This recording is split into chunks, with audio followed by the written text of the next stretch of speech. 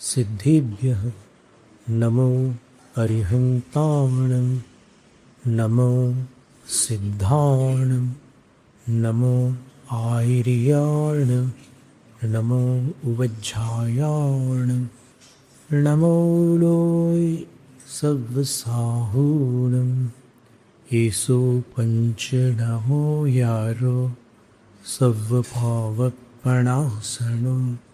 मङ्गलाणं च सव्वेसिं पडमं हवै मङ्गलं चत्तारि मङ्गलम् अर्हन्तमङ्गलं सिद्धमङ्गलं साहुमङ्गलं केवलिपर्णत्तो धम्मो मङ्गलं चत्तारि लोकोत्तमा अर्हन्तलोकोत्तमा सिद्धलोकोत्तमा साहुलोकोत्तमा केवलिपर्णत्तो धम्मो लोकोत्तमा चत्तारि शरणं प्रव्रजामि अर्हन्तशरणं प्रव्रजामि सिद्धशरणं प्रव्रजामि साहुशरणं प्रव्रजामि केवलिपर्णत्तो धम्मो शरणं प्रव्रजामि।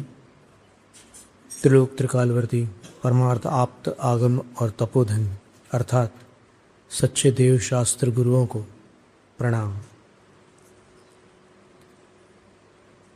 अरहंत सिद्ध आचार्य उपाध्याय और सर्वसाधु इन पंच परमेश्वरी भगवंतों को नमन। द्वादशांग चतुर्दश अंग बाह्य प्रकीर्ण श्रुत स्वरूपा भगवती जिनवाणी सरस्वती देवी माता को भावपूर्ण वंदन।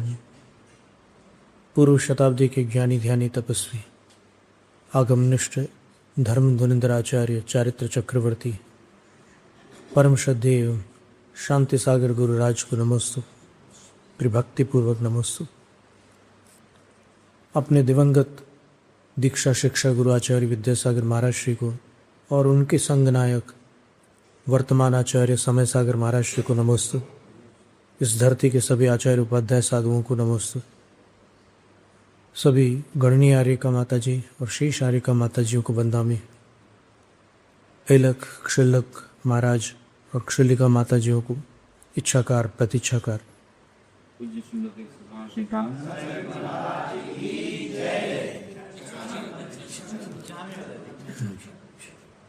बहुत लोग प्रश्न पूछते हैं कि इच्छामी है या इच्छाकार है।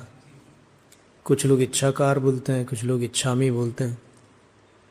राजस्थान में बहुत से लोग इच्छाकार बोलते हैं।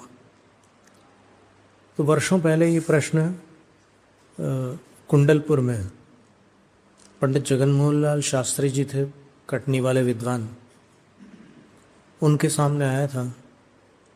तो उन्होंने कहा कि अष्टपाउड में और अन्य ग्रंथों में इच्छाकार शब्द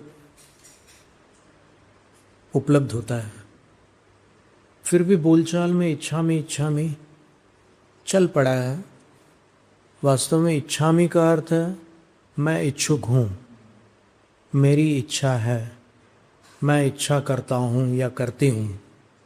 इच्छामी का ही अर्थ होता है। संस्कृत भाषा में प्रसिद्ध है इच्छामी शब्द, संस्कृत का शब्द है। तो दोनों में अंतर क्या है? तो इच्छामी का अर्थ तो स्पष्ट है कि मैं इच्छा करता हूँ। इच्छाकार का अर्थ क्या है? इच्छा शब्देन नमः उच्यते।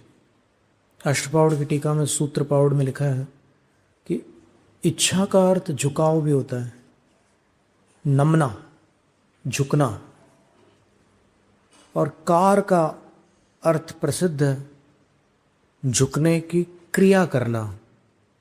तो इच्छाकार का अर्थ होता है नमस्कार।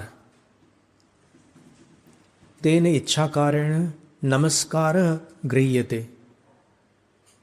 और ऐसा ही उल्लेख मूलाचार ग्रंथ की 611वीं गाथा की टीका में लिखा है, इच्छाकारम करोति वंदना प्रणामम करोति। इच्छाकार का अर्थ है वंदना प्रणाम, लेकिन फिर भी प्रणाम नमोस्तु। वंदना वंदामी और इच्छाकार इच्छाकार, ये तीन शब्द तीन मुद्राओं के लिए अलग अलग प्रयुक्त किए जाते हैं। मुनि मुद्रा के लिए हो, चाहे वो आचार्य उपाध्याय साधु कोई भी हो, उनके लिए नमोस्तु कहा जाता है। जिनेंद्र भगवान को भी नमोस्तु कहने में कोई आपत्ति नहीं है। अरिका माता जियों के लिए हम वंदामी कहते हैं, और शेष जो 11 प्रतिमाधारी हैं, अलक्ष लक्षलिका, उनके लिए इच्छाकार कहते हैं। सूत्रपावड़ में एक गाथा ये, इच्छा यार महत्तम, इच्छाकार का महान अर्थ है। सुप्त ठियो जो छंडय कम्मम, तो उस महान अर्थ को जानकर जो एलक्ष लक्षलिका आगम की मर्यादा में रहकर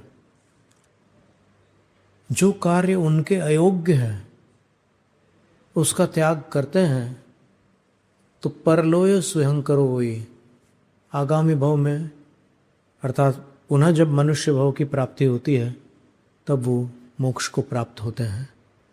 तो एलक क्षल्लिका भी तीसरे भव में मोक्ष जा सकते हैं उस गाथा के अनुसार। तो ये इच्छाकार का महान अर्थ कुंद आचार्य महाराज ने लिखा। तो ये महान अर्थ का अर्थ क्या है? कोई बड़ा अर्थ है। इच्छाकार कोई मामूली शब्द नहीं है। तो वो अर्थ है नमस्कार, वंदना, प्रणाम। और नमस्कार, वंदना, प्रणाम, इसके साथ 3 क्रियाएं और जुड़ी होती हैं। अंचेमी, पूजेमी, वंदामी, नमनसामी। नमनसामी लास्ट में है।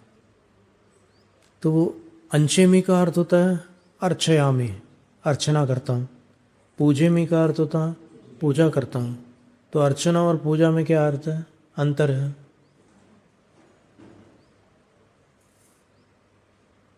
तो धवला की 8वीं पुस्तक में बताया कि जो मांडला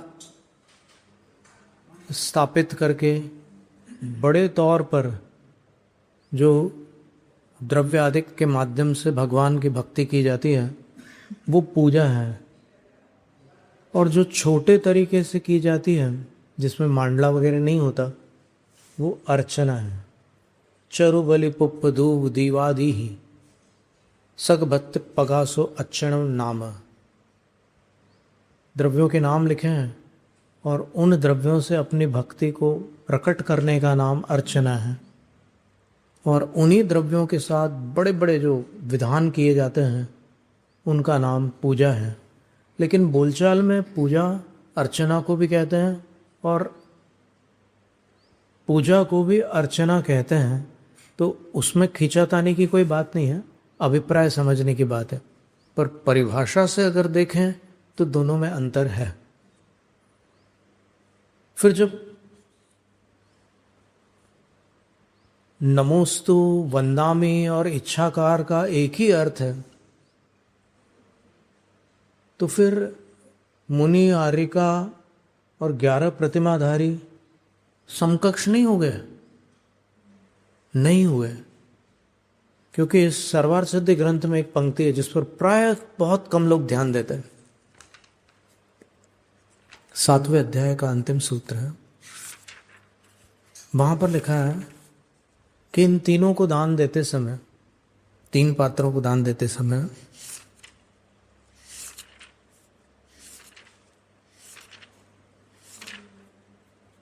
फल अलग अलग क्यों मिलता है? मुनि को आहार दान देने का फल अलग है और बाकी को आहार दान देने का फल अलग है। क्या कारण है? सुंदर वर्णन है।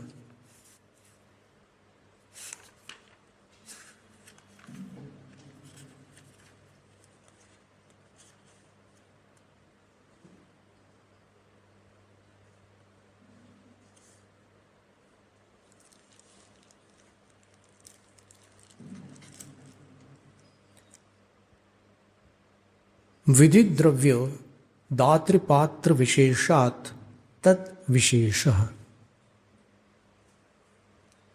दान का प्रकरण है, तो पहले दान की परिभाषा बताइए। दान क्या वस्तु है?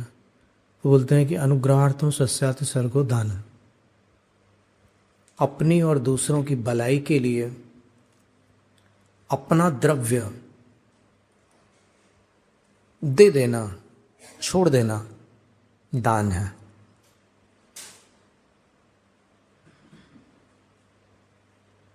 तो बोले अपना क्या उपकार हो रहा है छोड़ने से? सामने वाले का तो हो रहा है, उसको मिल रहा है, यहां से तो जा रहा है। तो अपनी चीज अगर चली जाए तो अपना क्या उपकार है? तो आचार्य उत्तर देते हैं, स्वोपकार पुण्य संचय। पुण्य का संचय होता है। जब अपन देते हैं तब पुण्य का संचय होता है। और परोपकार, दूसरों का क्या उपकार होता है? सम्यक ज्ञानादि वृद्धि ही, सम्यक ज्ञान आदि में वृद्धि होती है। आप साधुओं को आहार देंगे, वो स्वाध्याय आदि करेंगे तो उनके ज्ञान में वृद्धि होगी। तो उस दान से उनके शरीर में शक्ति रही, जिससे उन्होंने स्वाध्याय करके ज्ञान में वर्धन किया। अब इस दान का फल एक जैसा क्यों नहीं है, अलग अलग क्यों है? उसका बड़ा सुंदर उत्तर है, प्रतिग्रहादि क्रमो विधि। पड़गान आदि जो क्रम होता है, 9 क्रियाएं होती हैं, उसको विधि कहते हैं। कभी कोई साधु का आहार ना हो पाए, पड़गान ना हो पाए, तो बोलते हैं कि विधि नहीं मिली। तो वो 9 क्रियाएं नहीं हो पाई, ये विधि हो गई। 9 क्रियाओं को विधि कहते हैं। विशेषो गुणकृतः। अब इसमें अंतर कैसे पड़ता है पड़गान आदिक में? बोले गुणकृतः तस्य प्रत्येकम अभिसंबंधः क्रियते। विधि विशेष, विधि में अंतर, द्रव्य विशेष, द्रव्य में अंतर, दातृ विशेष, देने वाले में अंतर, दाता में अंतर, पात्र विशेष, पात्र लेने वाले में अंतर। अंतर होने के कारण दान के फल में अंतर आता है। तत्र विधि विशेष, विधि में क्या अंतर हो सकता है? विधि तो नवोपचार विधि है। तो प्रतिग्रहादिश्वादरानादर कृतो भेद। पड़गान आदिक में आदर और अनादर कृत भेद, ये बहुत गहरा वाक्य है। इसका अर्थ जैसा अपने को लग रहा है ना हिंदी में, आदर और अनादर, तो अनादर का अर्थ अपन क्या मानते हैं? अविनय।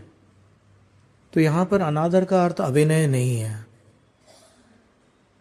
यहां पर आर्यिका के पड़गान के समय आर्यिका के योग्य आदर करना और मुनि, उपाध्याय और आचार्य वाला आदर न करना अनादर है। अनादर का अर्थ अविनय नहीं है। तो वो वाला आदर आप नहीं कर रहे हैं आर्यिका का, आर्यिका वाला आदर कर रहे हैं, तो फल वैसा मिलेगा। और आर्यिका का अगर मुनि वाला आदर करेंगे तो फिर वो एक अनभिज्ञता मानी जाएगी।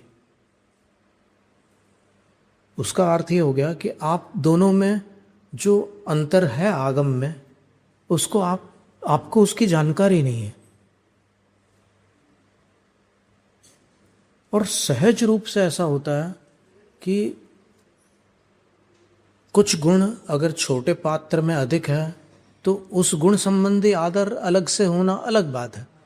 लेकिन संपूर्ण पात्र को अगर देखें तो फिर मुनि के प्रति जो आदर होता है वो मुनि के प्रति ही होता है, आर्यिका के प्रति जो आदर होता है वो आर्यिका के प्रति ही होता है, और बाकी जो पात्र हैं उनके प्रति जो होता है वो उनके योग्य ही होता है।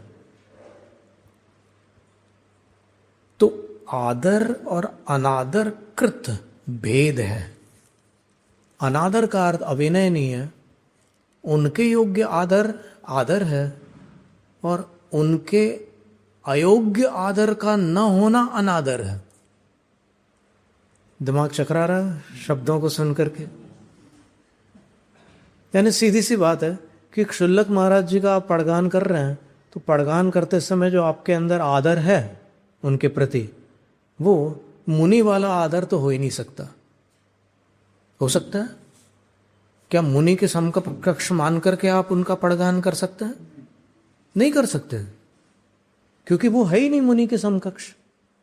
तो ये जो मुनि के समकक्ष मान करके आदर न करना, ये अनादर है। ये शब्द पर ध्यान देना। आपके व्यावहारिक भाषा वाला अनादर अलग है, ये वाला अनादर अलग है। तो इतना अंतर इन सभी पात्रों के प्रति होता है। और अलग अलग संघों के नियम हैं। तो जैसे आचार्य विद्यासागर महाराज श्री के संघ में वस्त्रधारी जो भी दीक्षित हैं, उनकी पूजा या उनका पाद प्रक्षालन आदि नहीं होता। तो ये गुरु का अपने संघ के लिए जो निर्देश है वहीं तक है, ये सार्वभौमिक नियम नहीं है। एक संघ में, जैसे आचार्य श्री के संघ में सिंघाड़े का त्याग था, कई वर्षों तक सारे शिष्यों का त्याग था सिंघाड़े का। तो इसका अर्थ ये तो नहीं हुआ कि जिन संघों में सिंघाड़ा लेने वाले साधु हैं उन साधुओं को हम नमोस्तु नहीं करेंगे, ऐसा तो अर्थ नहीं निकाल सकते। तो ये भिन्न भिन्न संघों के अपने अपने नियम होते हैं। तो आचार्य श्री जब आर्य का दीक्षा दे रहे थे तब उन्होंने आर्यिकाओं को ये बात, जो दीक्षार्थी थी बहनें, 11 बहनें थी, उनको ये बात कही। तो राकेश ब्रह्मचारी जी को आप शायद जानते होंगे, डी राकेश भैया, सागर वाले। हमें ब्रह्मचारी धर्मेंद्र जी ने ये घटना सुनाई। उन्होंने आचार्य श्री से कहा कि आचार्य श्री, आप इनकी नवधा भक्ति का निषेध कर रहे हैं, ये आपकी शिष्य हैं, तो फिर आपकी जिन शिष्यों ने दीक्षा नहीं ली है वो अन्य संघ की आर्य का, जिनकी नवधा भक्ति होती है, उनकी नवधा भक्ति करेंगी कि नहीं करेंगी? आचार्य श्री ने बड़ा शानदार उत्तर दिया कि मैंने नवधा भक्ति कराने का निषेध किया है, करने का नहीं।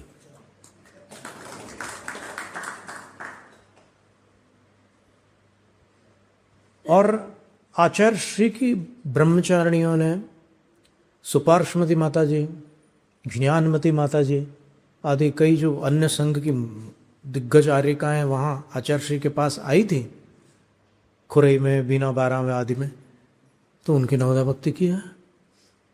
और बुंदेलखंड में कई स्थानों पर उनको विधिवत पूरा आहार पड़गान करके दिया गया।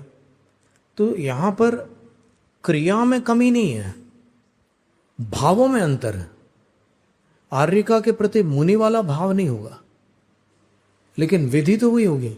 जैसे एक सरल सा उदाहरण है कि जो थाल आप मुनिराज को दिखाते हैं, क्या आर्यिका को कोई अलग सेटिंग करके थाल दिखाते हो या फिर उसी प्रकार का थाल दिखाते चौकी में? द्रव्य में अंतर नहीं है, भाव में अंतर है। अब कोई प्रश्न करे कि भाई ठीक है, आचार्य ने अपने संघ में ऐसा नियम रखा, कुछ सोच करके रखा होगा, बिल्कुल रखा होगा, इसमें कौन मना कर सकता है कि सोच करके नहीं रखा होगा, बिना सोचे थोड़ी रखा होगा, कुछ तो होगा। तो फिर किसको सही माने, किसको गलत माने? तो इसका उत्तर बिल्कुल सीधा साधा है। जैसे मूलाचार ग्रंथ में लिखा है कि देवियों की आयु के विषय में पूर्वाचार्यों की 2 मान्यताएं हैं। 5 पल्ले से शुरू होती है, प्रथम स्वर्ग से लेकर 55 पल्ले तक, अंतिम स्वर्ग में 16वें स्वर्ग की देवियों की आयु 55 का पल्ले होती है, लेकिन 2 प्रकार से आयु का वर्णन मिलता है। तो ऐसी स्थिति में ऐसा तो हो नहीं सकता कि एक देवी की 2 आयु हो। एक देवी की तो एक ही आयु होगी, तो किसको सही माने? तो वहां बड़ा सुंदर वाक्य लिखा है कि हे भव्य प्राणी, यदि तुझे मिथ्यात्व का डर है तो दोनों का संग्रह कर लेना, सही गलत के चक्कर में मत पड़ना। क्योंकि दोनों पूर्वाचार्यों के वचन हैं। अब जहाँ कहीं इस काल के दोष से कोई कमी वेशी रह गई हो, उन्होंने कोई अपनी ओर से कषाय भाव पूर्वक लेखन नहीं किया है, तो तुम स्वीकार करके रखो अपने पास। और जब केवली शुद्ध केवली मिले और ये शंका याद रहे तो पूछ लेना।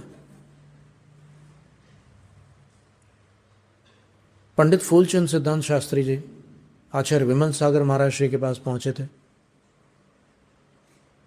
जो बड़े नामी आचार्य थे, और फिर कईयों का उन्होंने उपकार किया।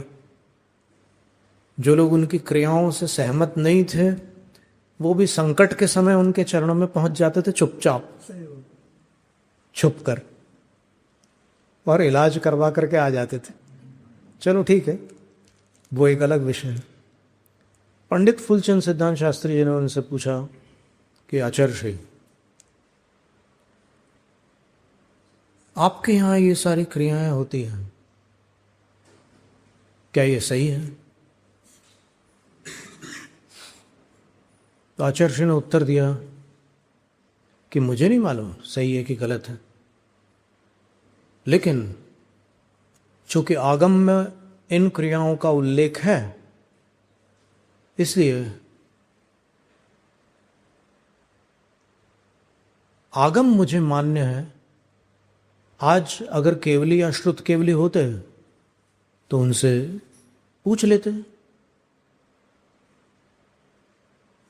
तो कार्तिकेय अनुप्रेक्षा में एक गाथा है ये कि कई ऐसे जीव हैं जो तर्क कुतर्क नहीं समझते, एकदम भोली मति है उनकी, सरल बुद्धि है वो, उनको ये सब सूक्ष्म चर्चाएं नहीं आती।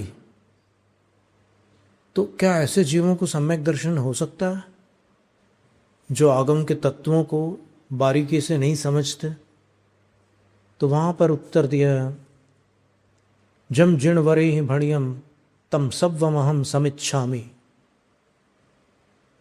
हो सकता है। कैसे हो सकता है? बोले इसलिए हो सकता है क्योंकि उसके हृदय में ये आस्था बैठी हुई है कि भले मुझे कुछ भी नहीं समझ में आता, लेकिन उनने जो कहा है वो मुझे मान्य है, पर्याप्त है। तो इसलिए भक्तजनों का कर्तव्य है कि वो जो भी आराध्य हैं उनकी विराधना स्वप्न में भी न करें और भक्ति विनय से संपन्न रहे। कई बार कई गलतियां यहां भी देखने मिलती है, वहां भी देखने मिलती है। तो गलतियां देखकर सम्यक दृष्टि का क्या कर्तव्य होता है?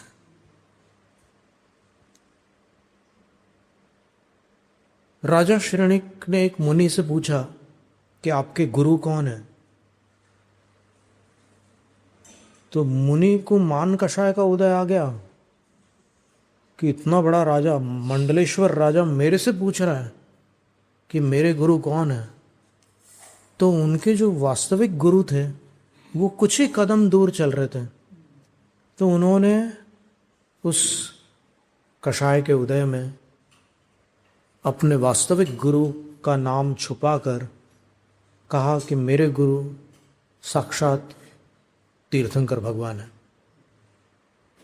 ये समूहसरण की सीढ़ियों पर चढ़ते समय की घटना है। जैसे ही उन्होंने ये कहा, उनका शरीर कोयले जैसा काला पड़ गया। राजा श्रेणिक को बड़ा दुख हुआ कि ये क्या हो गया अचानक। फिर राजा श्रेणिक ऊपर सीढ़ियां चढ़ करके भगवान के पास पहुंचे और वहां पर 7 भूमियों को पार करके सभा भूमि में गए। गणधर महाराज से एकांत में पूछा कि आज ऐसी घटना हुई। तो गणधर देव बोलते हैं उन्होंने निन्नव किया। निन्नव क्या होता है? उन्होंने सत्य को छुपाया। छुपाने का अर्थ निन्नव होता है।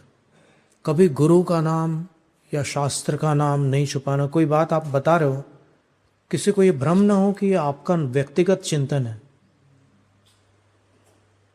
मान लो गुरु से सुनी हुई कोई बात अपन बता रहे हैं, तो उनका नाम लेना कि उनने कहा था और मैं केवल कोट कर रहा हूं, ये मेरा व्यक्तिगत वचन नहीं है।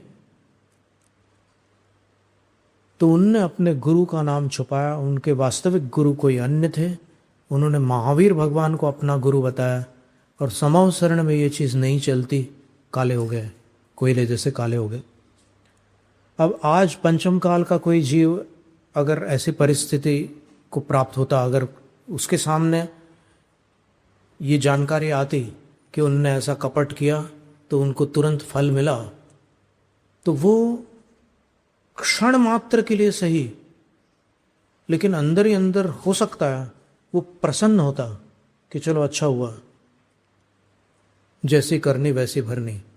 क्यों करी उनने मायाचारी? भले मुनि हो, लेकिन उन्होंने मायाचारी करी तो मिल गई सजा, और क्या, अच्छा हुआ। लेकिन राजा शरणिक सम्यक दृष्टि थे। उन्होंने तुरंत गौतम गणधर से पूछा कि गुरुदेव, स्थितिकरण कैसे होगा? यानी अब उनका सुधार, उनका उद्धार कैसे होगा? देखो, अगर अपने हृदय में किसी को गलत देख करके ये भाव आए कि उसका सुधार कैसे होगा, तो संभव है कि अपन सम्यक दृष्टि है। और अगर ये भाव आ जाए कि ग्लानि का भाव आ जाए या निंदा का भाव आ जाए, तो समझ लेना कि अभी सम्यक को देर है। इतना सरल नहीं है सम्यक दर्शन। तो फिर गौतम गणधर ने कहा कि हे राजन, यदि वो अपने गुरु से सच सच बता दे जो कुछ हुआ, तो सब ठीक हो जाएगा। तो राजा शरणिक समौसरण से बाहर गए। वो मुनिराज फिर अंदर नहीं आए समौसरण पर, वो नीचे उतर कर कहीं जाकर बैठ गए। उनको खोज निकाला और जाकर के एकांत में उनसे निवेदन किया कि गुरुदेव, जो हो गया हो गया, आप अपने गुरुदेव को सब कुछ बता दो, सब ठीक हो जाएगा। मैं किसी को कुछ नहीं बताऊंगा। देखो ये उपगोहन, मैं किसी को कुछ नहीं बताऊंगा। तब फिर वो मुनिराज गए। देखो, इसका भी एक तरीका होता है। आज तुरंत एक विचार या एक प्रशिक्षण सब जगह पाया जाता है कि अगर ऐसा कोई साधु दिखे तो नमोस्तु मत करना। नमोस्तु मत करना, ये कोई बात हुई क्या? आप किसको नमोस्तु कर रहे हो? वो प्रतिष्ठित मूर्ति है, याद रखना। प्रतिष्ठित मूर्ति में कई कमियां हो सकती है, कभी उंगलियां टूटी हो सकती है, लेकिन नमोस्तु बंद कर दोगे क्या? नमोस्तु बंद करने से ना अपना कल्याण होगा ना उनका कल्याण होगा। तो आप मुद्रा को नमोस्तु करिए। ताश्च पूर्व मुनि छाया, शास्त्र में क्या लिखा है कि अगर कोई साधु यथावत आचरण करने में समर्थ नहीं है, तो फिर उनकी उस मुद्रा, जो कि गुरु द्वारा मंत्रों से, दीक्षा मंत्रों से प्रतिष्ठित मूर्ति के रूप में आपके सामने है, वो अप्रतिष्ठित मूर्ति नहीं है। तो उस प्रतिष्ठित मूर्ति को पूर्व मुनियों की प्रतिकृति मान करके नमोस्तु कर लेना। भले अभी जो आत्मा उस मूर्ति में है वो दूषित है, लेकिन उनको पूर्व मुनियों की प्रतिकृति मान करके नमोस्तु कर लेना। और नमोस्तु करने के बाद फिर आत्मीयता उत्पन्न करना। देखो, जिसके प्रति आत्मीयता होती है उसकी बात सुहाती है। और आप अगर डेपुटेशन लेकर के पहुंच गए कि महाराज जी हम तो आए हैं आपको, बिल्कुल ये सब नहीं चलेगा, तो फिर वो भी अपने अखड़ पर आ जाएंगे। ऑलरेडी उनके अंदर कषाय चल रही, और वो आप अगर ऐसे टेढ़ी भाषा बोलेंगे तो फिर उनके तेवर भी बदल जाएंगे, फिर कभी सुधार नहीं हो सकता। तो आपको उपगोहन स्थितीकरण दोनों का ध्यान रखते हुए कई बार एक वाक्य किसी को सुधार देता है। भवदेव और भावदेव मुनियों की जो कथा आती है जम्बू स्वामी चरित्र में, वो मुनि दीक्षित हो गए अपने भाई के कहने से, लेकिन उनका मन लग ही नहीं रहा था दीक्षा में।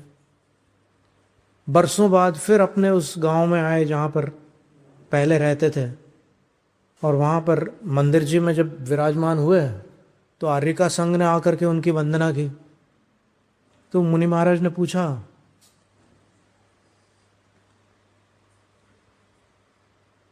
कि यहाँ पर एक तो अपनी पत्नी का उनको स्मरण आ रहा था, तो फिर उन्होंने पूछा उनके बारे में, उनकी जानकारी है क्या आप लोगों को किसी को? आप तो यहाँ बहुत दिनों से, मैं तो अभी आया हूँ। तो फिर वो जो आर्यिका माता जी थी, उनको समझ में आ गया कि मुनि महाराज का मन पूर्व संबंधों में थोड़ा सा अनुरक्त है। तो वो भी, अब वो शुद्ध सम्यक दृष्टि माता जी थी, तो उनके अंदर भी इनके प्रति दुर्भावना उत्पन्न नहीं हुई, बल्कि उन्होंने ये सोचा कि कोई ऐसा उपाय करते हैं जिससे इनका मन निर्मल हो जाए। तो फिर उन आर्यिकाओं ने परस्पर वार्तालाप शुरू किया।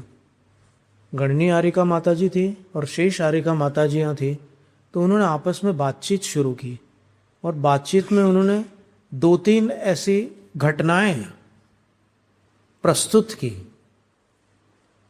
कि एक राजा को अपने कुत्ते से बहुत प्रेम था। इतना प्रेम था कि वो उस कुत्ते को पालकी में लेकर घूमते थे। जब नगर भ्रमण के लिए निकलते थे तो पालकी में लेकर के निकलते थे। लेकिन एक दिन जब उस कुत्ते ने कोई गंदगी देखी पालकी के अंदर से, तो वो पालकी से कूद करके उस पर मुंह मारने लगा।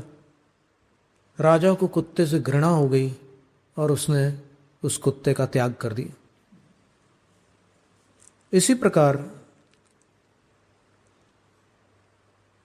यदि कोई विषय कषायों का त्याग करके संयम अंगीकार करता है, और संयम अंगीकार करने के उपरांत फिर असंयम से प्रेम करने लग जाता है, तो फिर सबको उनके प्रति घृणा उत्पन्न हो जाती है।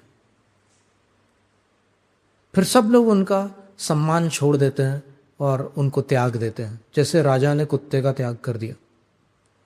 तो उस मलभक्षी कुत्ते के समान निंद हो जाता है जो संयम से असंयम की ओर ढल जाता है।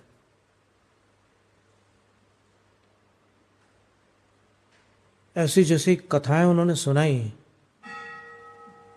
कथाओं को सुनाने के बाद उन्होंने मुनिराज से कहा कि हे मुनिवर, आप जिनको ढूंढ रहे हो वो मैं साक्षात आपके सामने बैठी हुई हूँ, मैं आपकी पत्नी हूँ। लेकिन आप मेरी स्मृति में असंयमी हैं, मैंने आपका स्मरण छोड़कर संयम को प्राप्त किया है। बस इतना एक वाक्य उनके हृदय को परिवर्तित करने के लिए पर्याप्त था। न निंदा, न आलोचना, न कुछ। तो ऐसे युक्तिमत वचन जो होते हैं उससे बिगड़े हुए का सुधार हो जाता है। नमोस्तु न करने वाली बात आगम में नहीं है, और न करने वाली बात किसी दूसरे प्रसंग में आई है आगम में। मूलाचार में बताया है कि 5 प्रकार के साधुओं की वंदना, दिगंबर साधुओं की वंदना दिगंबर साधु न करे। पासत्थ पणगमच 594 नंबर गाथा है, वहां पर लिखा है कि इन 5 प्रकार के साधुओं की वंदना दिगंबर साधु न करे। क्यों लिखा है? उससे स्पष्ट है कि दिगंबर साधु ना करें। दिगंबर साधु किनकी वंदना ना करें? पूरा उस गाथा में पूरी लिस्ट दी है कि इनकी इनकी वंदना न करें। जो पुराने टीचर्स थे, जब वो पढ़ते थे, गुरुकुल के जो शिक्षक आदि थे, उनको उनकी वंदना दिगंबर मुनि न करें। अपने जो माता पिता हैं, जिन्होंने अभी तक दीक्षा नहीं ली है, माता पिता है पहले, अब आप मुनि हो गए, अब उनकी वंदना ना करें। इससे क्या स्पष्ट हुआ कि यदि मुनि न हो तो करे। नहीं आ रहा समझ में? जब मुनि को मना कर रहे हैं कि ना करें, तो इसका अर्थ ये निकला कि जो मुनि नहीं है उनके लिए मना नहीं है। और किन की वंदना ना करें? तो राजा, कोई राजा आ जाए उनके पास, तो राजा की वंदना भी दिगंबर मुनि नहीं कर सकते। और किन की वंदना ना करें? देश विरत देवम वा, देश विरत की वंदना ना करें। देश विरत यानी आर्यिका और प्रतिमाधारी जितने भी हैं, उनकी वंदना मुनिराज ना करें। और किन की वंदना ना करें? पासक्त पणगम वा, 5 प्रकार के दिगंबर साधु जो आगम के प्रतिकूल हो गए हैं, उनकी भी वंदना दिगंबर साधु ना करें। फिर प्रतिमाधारी के लिए क्या नियम है? तो प्रतिमाधारी के लिए भी लिखा है कि वो भी मुनि के इस नियम का ध्यान रखे, अर्थात वो भी इन की वंदना, जो वंदनीय उस भूमिका में है उनकी ही वंदना करे, सबकी ना करे। इसका अर्थ यह हुआ कि अपन जो कह रहे हैं कि सच्चे देवशास्त्र गुरु ही वंदनीय है, इसमें अनेकांत है। धर्म क्षेत्र में सच्चे देवशास्त्र गुरु ही वंदनीय है, लेकिन व्यावहारिक जगत में जो लोग व्यावहारिक जगत का त्याग नहीं कर पाए हैं, उनके लिए सच्चे देवशास्त्र गुरु के अतिरिक्त अन्य भी कुछ ऐसे व्यक्तित्व हैं जो वंदनीय हैं।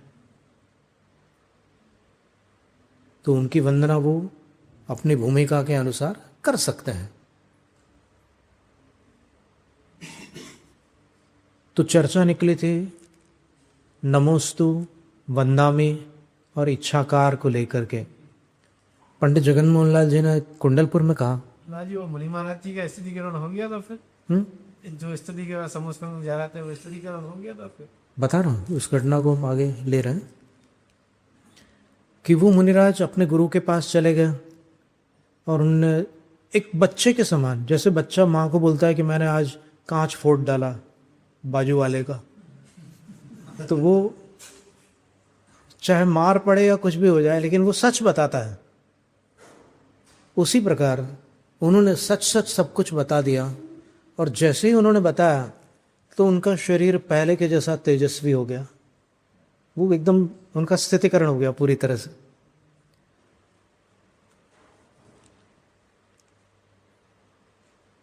तो पंडित जगन मोहन लाल जी के सामने जब प्रश्न आया कि इच्छा में बोलना क्या, इच्छाकार बोलना, तो उन्होंने कहा कि देखो यहाँ पर पड़गान होता है, तो कई बार कई लोगों ने देखा है कि कुंडलपुर में अजैन साधु भी खड़े रहते हैं, जैनेतर लोग भी, भगवा वस्त्रधारी, कई बार कई लोग आते ही हैं वहाँ पर। तो उनमें भी कई संस्कृत के पाठी होते हैं। अमरकंटक में कितने सारे भगवा वेशधारी हैं जो संस्कृत के विद्वान हैं। अभी जब हम पिछली बार गए थे अमरकंटक 2013 में, तब आचार्य श्री के साथ वो संस्कृत के ही विद्वान 3 साधु बैठे हुए बातचीत कर रहे थे। तो इच्छामी शब्द को सुन करके जो संस्कृत पाठी है उनको तो एक ही अर्थ दिखाई देगा, समझ में आएगा, वो ये है कि मैं आपको चाहता हूं या मैं आपको चाहती हूं। तो अगर पड़गान करने में कोई बहनें माताएं हैं, वो अगर एलक शल्लक को इच्छामी इच्छामी बोलती हैं, तो फिर वो अजैन लोग उसका अर्थ का अनर्थ ही ग्रहण कर सकते हैं। ये महिला होकर के साधु को चाहती है, अरे सब बेकार है बोले जैन धर्म में। इस तरह का अप्रभावना हो सकती है। और इच्छाकार इतना सुंदर शब्द जो आगम में आया हुआ है, इच्छाकार का अर्थ है नमस्कार, प्रणाम, वंदना। तो वो शब्द प्रतिनियत है उस मुद्रा के लिए, एलक्ष लक्षलिका के लिए इच्छाकार शब्द शास्त्रों में है। अब फिर भी अगर जैसे हमने कल कहा था कि चंवर की विधि नीचे और ऊपर है, आजू बाजू नहीं है, पर अगर किसी को आजू बाजू करने की आदत पड़ चुकी है और उसको वो पसंद आ गई है वो अपनी क्रिया, तो कौन बदल सकता है उसको। इसी प्रकार अगर किसी को इच्छामी बोलना बहुत प्रिय हो तो फिर उसकी मर्जी। आगम के अनुसार देखें, देखो नीतिसार, यशस्तिलक चंपू आदि आदि विभिन्न ग्रंथों में, सूत्र पाहुड़ और कुंदकुंद आचार्य के अन्य ग्रंथ भी देख लो आप, सूत्र पाहुड़ में खास ये इच्छाकार को लेकर के पूरी गाथाएं दी हुई है। तो वहां पर उन्होंने इच्छामी शब्द का प्रयोग नहीं किया। हिंदी अनुवाद में अगर कोई कर दे बात अलग है, क्योंकि अनुवादक जिस काल के होते हैं उस काल की जानकारी उनको होती है, उस अनुसार वो अर्थ कर देते हैं। जैसे आत्मानुभूति शब्द है, अब आत्मा का अर्थ क्या है? जीव द्रव्य है, जीव अस्तिकाय है, जीव पदार्थ है या जीव तत्व है? कभी किसी ने दिमाग लगाया आत्मा का अर्थ क्या लेना? इन चार में से कौन सा अर्थ लेना? किसी को पता नहीं। कुछ भी, जो जिसको जो मानना है वो मान रहा है, और बड़ी बड़ी व्याख्याएं होती हैं अध्यात्म पर। इन चारों में से क्या? या कोई बोले कि चारों लेंगे, कैसे लेंगे चारों? चारों कैसे ले सकते हो? फिर आत्मा शब्द पर अगर विचार करें तो और भी बहुत सारी चीजें उसमें छुपी हुई हैं। आत्मा की शक्तियां भी होती हैं, आत्मा के लक्षण भी होते हैं, आत्मा के धर्म भी होते हैं, आत्मा के गुण भी होते हैं, आत्मा की पर्याय भी होती है। अब बोलो किसको पकड़ोगे? आत्मा शब्द से पर्याय को पकड़ोगे, आत्मा शब्द से गुणों को पकड़ोगे, आत्मा शब्द से शक्तियों को पकड़ोगे, या आत्मा शब्द से उपयोगो लक्षणम, लक्षण को पकड़ोगे? किसको पकड़ोगे? तो बस एक, जैसे गाड़ी को धक्का मार करके बिना बैटरी, जो बैटरी डाउन हो जाती गाड़ी की, धक्का मार मार करके ले जा रहे, चल रही है गाड़ी। अगर आप खोजी बनो, जैसे गोपाल दास भरैया जी बने थे, जिनेंद्र जैन पानीपत के एक नवयुवक थे, वो भी वैसी धारणा वाले थे जैसे आज की युवा पीढ़ी है कि जो फुर्सत वाले लोग हैं वही धर्म में मन लगाते हैं, बाकी हम जैसे व्यस्त लोग जो हैं वो अपना काम करते हैं, जिनके पास काम धाम नहीं है वो धर्म करते हैं। तो ऐसी धारणा लेकर के वो, अब क्या एक परंपरा है या रूढ़ी है कि 10 दिन सारे लोग उपस्थित होते हैं यहाँ पर मंदिर में। साल भर जो लोग एब्सेंट है, जैसे क्या होता है कि प्राइवेट परीक्षा होती है ना, प्राइवेट स्टूडेंट्स वो सिर्फ परीक्षा में नजर आते हैं, वो चेहरे साल भर कहीं नहीं रहते। वैसे ही ये 10 दिन में वो प्राइवेट वाले सारे आ जाते हैं। तो जिनेंद्र जैन पानीपत वाले उन 10 दिनों में मंदिर पहुंचे। बचपन में बराबर जाते थे, 10वीं कक्षा तक तो बिल्कुल माँ की बात मानते थे। फिर बाद में 11वीं में आए तो माँ को स्कूटर में ले आते हैं मंदिर, और खुद बाहर रहते कि जल्दी आ जाओ मम्मी, दर्शन करके आ जाओ, मैं यहीं खड़ा हूं। तो वो 10 दिनों में चले गए और देखा कि पिताजी वहां पर शास्त्र पीठ के आसन पर बैठ करके, जहाँ बैठने का आसन होता है, ऊपर तो शास्त्र का आसन होता है और सामने बैठने वाले का आसन होता है, तो वहाँ बैठ करके कुछ व्याख्यान कर रहे हैं। तो उनकी इच्छा हुई कि पिताजी क्या बोल रहे हैं देखे तो सही। जय भगवान एडवोकेट उनका नाम था। तो वो ऐसी कुछ शलाकाएँ थी, उनको पकड़ करके खड़े हो गए बाहर। अंदर तो सारी पब्लिक थी, तो वो बाहर उन रॉड्स को पकड़ करके ऐसे सुनने लगे। और उन्होंने इतना सुंदर व्याख्यान किया उनके पिता ने कि ये सुन करके अचंभित रह गए। और सुनते सुनते कब बारिश शुरू हुई, पूरे भीग करके पानी में ड्रेंच हो गए वो, लेकिन उनका ध्यान हटा नहीं वहां से। और जीवन में पहली बार उनको ऐसा अनुभव हुआ कि धर्म, जिसको हम फोकट की वस्तु समझ रहे थे, ये उन्हीं के शब्द हैं, कि धर्म जिसको हम फोकट की वस्तु समझ रहे हैं, ये अनमोल है। इसकी संसार में कोई तुलना नहीं है, ये अद्वितीय है। और उसके बाद जब उन्होंने अध्ययन प्रारंभ किया, फिर दीक्षा ली, फिर स्वास्थ्य बिगड़ जाने के कारण दीक्षा उनकी छूट भी गई। और फिर अंत में 12 अप्रैल 1983 को उन्होंने पुनर्दीक्षा ली। और तब उनकी आंखों से आंसू निकले। तो दीक्षा गुरु आचार्य विद्यासागर महाराज श्री ने उनका नाम सिद्धांत सागर रखा था। उन्होंने कहा कि खेद मत करो, सुबह का भूला शाम को लौट आए तो भूला नहीं कहलाता। और जिनेंद्र वर्णी उनका नाम विश्व प्रसिद्ध हो गया। वो वास्तव में भूले भी नहीं थे। उन्होंने दीक्षा छोड़ने के बाद भी पिछी तो छोड़ी, लेकिन जो मुद्रा थी क्षुल्लक अवस्था की, उसको कायम रखा।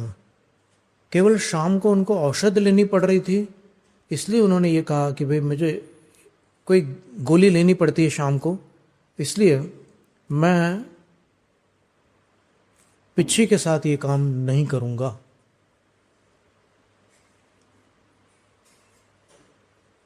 अंत में अत्यंत भव्य संलेखना हुई उनकी 24 मई को। और जब तक उनकी संलेखना चली, प्रतिदिन सायंकाल, संघ वाले बताते हैं, हमारा एडमिशन 1 साल बाद हुआ था, वो 1 साल पहले संलेखना को प्राप्त हो गए थे। तो बताते हैं कि प्रतिदिन सायंकाल जब गर्मी तपती थी, शाम की गर्मी अलग होती, दिन की गर्मी अलग होती है, शाम की अलग होती, तो वो गर्मी जब तपती थी, तब उनके पुण्य प्रभाव से रोज शाम को बारिश होती थी। और जिस दिन वो चले गए, 11 बजे का समय था, 24 मई का दिन था, तब से फिर बरसात बंद हो गई। और जब वर्षा ऋतु आई, तब बरसात फिर से चालू हुई। आचार्य का चौमासा वहीं हुआ, ईसरी में, सन 83 का। बाकी देखिए 80, 81, 82, ऐसे 89 तक आचार्य के सानिध्य में बड़े बड़े विद्वान आए और वाचनाएं चली, ग्रीष्मकालीन वाचनाएं। 80 को सागर में, 81 को जबलपुर में, 82 को फिर सागर में, 84 को जबलपुर में, 85 खुरई, 86 अपराजी, 87 ललितपुर, 88 ललितपुर और 89 जबलपुर। ऐसी 9 ग्रीष्मकालीन वाचनाएं आचार्य श्री के सानिध्य में संपन्न हुई है। 83 में वाचना नहीं हुई। 83 में जिनेंद्र वर्णी जी की संलेखना हुई। उन्होंने जैनेन्द्र सिद्धांत कोश लिखा और प्रारंभ की वाचना में जिनेंद्र वर्णी जी भी आए थे। और पंडित कैलाश चंद्र सिद्धांत शास्त्री जी कहते थे कि वर्णी जी, आपने तो कोश का संपादन किया, हम लोग बहुत देर से बहस कर रहे हैं इस विषय पर, आप बताइए आगम में क्या है। तो उनको सब जानकारी थी, वो सब कुछ सुनते थे। विद्वानों की आपस में चर्चा होती थी, थोड़ा चर्चाओं में कभी जोश भी आता है विद्वानों को, लेकिन ये शांत बैठे रहते थे। और जब तक कोई पूछता नहीं था, तब तक बोलते नहीं थे। ये एक सच्चे विद्वान का लक्षण है।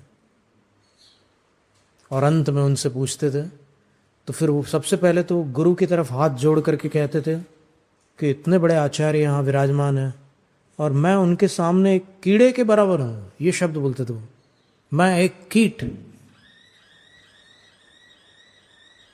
मेरा बोलना उचित होगा। तो फिर उनसे कहा जाता था कि आचार्य ने कहा है कि आप बोलिए, तब फिर आदेश है तो बोलता हूँ। फिर अपनी धीमी आवाज में वो बोलते थे, उनका एक फेफड़ा तो था ही नहीं, वो बोलते थे। और फिर उनके उन प्रमाणों को सुनकर सबको संतोष होता था। फिर उपसंहार आचार्य श्री के श्रीमुख से होता था। क्या दिन थे वो, 9 वाचनाएं बड़ी अद्भुत थी। प्रारंभ की वाचनाओं में तो हमारे लिए भी काला अक्षर भैंस बराबर, यानी वो जो शब्द थे ऐसे ऐसे शब्द थे आगम के, भागहार, फिर गुण संक्रमण आदि आदि, जो इतने कठिन कठिन शब्द थे कि एकदम बाउंसर जाते थे, कुछ भी समझ में नहीं आता था। और फिर हमें लगता था कि हम जैन धर्म कैसे पढ़ेंगे, इतना कठिन आगम है, क्या समझेंगे हम। पर फिर भी जिनवाणी माता की कृपा से थोड़ा बहुत सीख गए। तो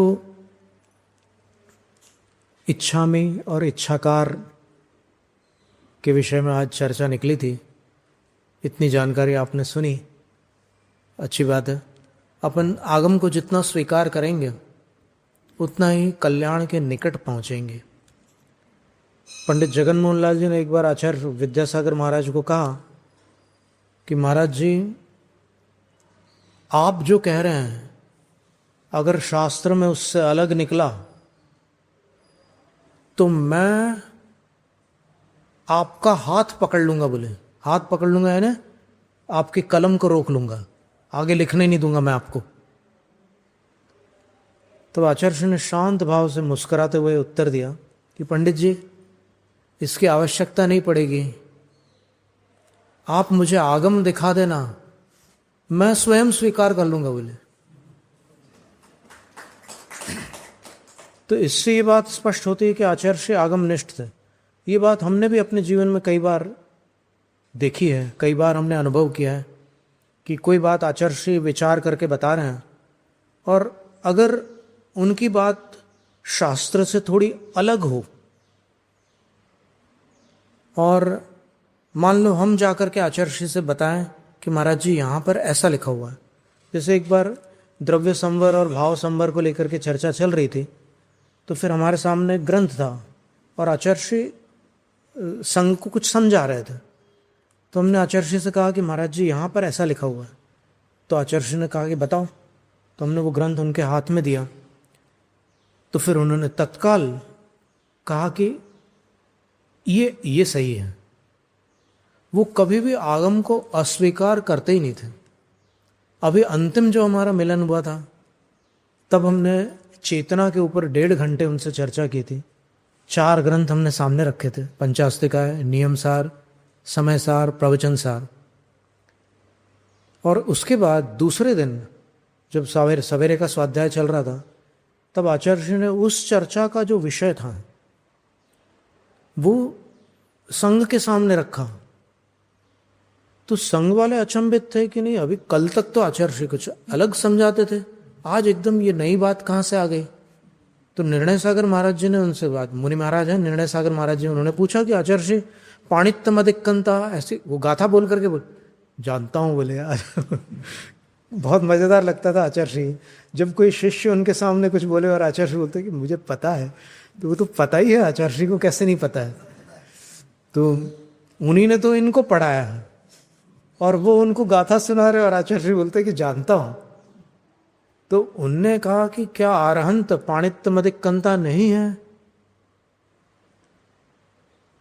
ठीक है, 10 प्राणों से अतिक्रांत नहीं है, लेकिन अरहंतों के भी तो कुछ प्राण समाप्त हो चुके हैं। इंद्रिय प्राण कहाँ है अरहंतों के पास? तो ऐसी बातें हैं। अब क्या है कि सारी बातें सारे लोग नहीं जानते, तो फिर वो जो उनको बता दिया जाता है वैसा स्वीकार कर लेते हैं। पर आचार्य श्री की आगम निष्ठा के ऐसे कई और उदाहरण भी हैं। पपोराजे में एक चर्चा निकली कि मुनि को बैठकर कायोत्सर्ग करना चाहिए या खड़े होकर। बहुत खतरनाक चर्चा थी है। कई संघों में खड़े होकर करते हैं, कई संघों में बैठ करके करते हैं। तो फिर आज हम उदाहरण दे सकते हैं कि आचार्य विद्यासागर महाराज जी के संग में आहार के समय जो कायोत्सर्ग होता है, आहार लेने के पहले वो बैठ कर करते हैं। और आचार्य देवनंदी महाराज श्री आदि हैं, वहाँ पर वो हाथ वगैरह प्रक्षालित करके फिर खड़े होने के बाद कायोत्सर्ग करके सिद्ध भक्ति करते हैं और फिर आहार ग्रहण करते हैं। तो फिर संस्मरणों में बहुत समय निकल जाएगा, क्या करें? इसको रहने दें या फिर सुनना चाहोगे? अभी शुरू हो गया तो पूरा करना ही होगा ना। तो आचार्य श्री को हमने मूलाचार प्रदीप ग्रंथ दिखाया। पपोरा जी की बात है, सब सारे संघ वालों को पता है। मूलाचार प्रदीप ग्रंथ में लिखा था कि चौके में जाकर मुनि हाथ प्रक्षालित कर ले और उसके बाद खड़े होकर कायोत्सर्ग करें और सिद्ध भक्ति करके आहार लें। तो जैसे ये श्लोक आचार्य ने पढ़ा तो आचार्य ने तुरंत संघ के सभी मुनियों को निर्देशित किया कि खड़े होकर के कायोत्सर्ग करोगे और सिद्ध भक्ति करोगे। तो कुछ दिन तक के ये क्रम चला। उसके बाद फिर हमने मूलाचार ग्रंथ देखा। तो मूलाचार ग्रंथ में एक पंक्ति आई थी,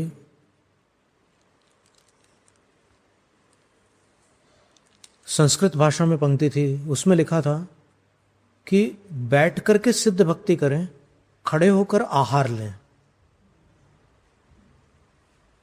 तो फिर आचार्य ने जैसे ही उस पंक्ति को पढ़ा, फिर हमने कहा कि महाराज श्री हम क्षमा चाहते हैं कि हम बीच में इसमें निमित्त बन रहे हैं, लेकिन दो शास्त्रों में दो बातें लिखी है, तो फिर अब आप आचार्य हैं तो फिर आपका निर्णय सबके लिए शिरोधार्य है। तो फिर आचार्य श्री बोलते हैं कि इसमें तुमने तो मात्र शास्त्र मेरे सामने रखे हैं और शास्त्र शिरोधार्य होते हैं। अब चूंकि मूलाचार ग्रंथ में ये पंक्ति है, आचार्य वसुनंदी सिद्धांत चक्रवर्ती ने लिखी है, और मूलाचार प्रदीप में वो श्लोक है जो सकल कीर्ति आचार्य महाराज ने लिखा है, तो फिर अपन मूलाचार ग्रंथ को प्रधान मानकर फिर इस विधि को अपने संग में स्वीकार करते हैं। तो इसका अर्थ ये हुआ, फिर उन्होंने आचार्य श्री ने आदेश बदला और सब मुनिराजों को निर्देशित कर दिया कि बैठ करके कायोत्सर्ग और सिद्ध भक्ति करना और खड़े होकर के आहार ग्रहण करना। तो तब से, ये सन 86 की घटना है, तब से लेकर आज तक संघ के सभी साधु बैठकर कायोत्सर्ग और सिद्ध भक्ति करते हैं, खड़े होकर के आहार ग्रहण करते हैं। तो अपने को ये तुलना नहीं करनी है कि उन संघों में वो खड़े होकर के कर रहे हैं तो वो सही है कि गलत है। अपने को सही गलत का दिमाग लगाने की जरूरत नहीं है। वो भी आगम में है, ये भी आगम में है, दोनों को नमोस्तु। जैनम जयतु शासन।